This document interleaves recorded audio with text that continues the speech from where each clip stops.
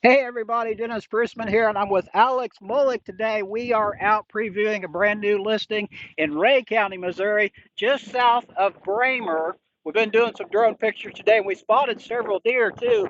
One just south of me here, and Alex said another one just ran over here to the east side of the farm.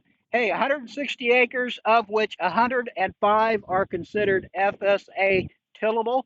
It's leased to a great local farmer that would like to continue farming it.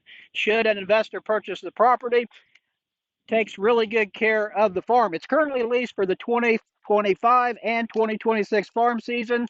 He would like to continue, like I said, or it could be open after the 2026 season. Only about an hour from Kansas City. It's an easy drive up here if you're looking for a place with some good quality hunting. Nice draws on this property. As you can see, good row crop farm here as well.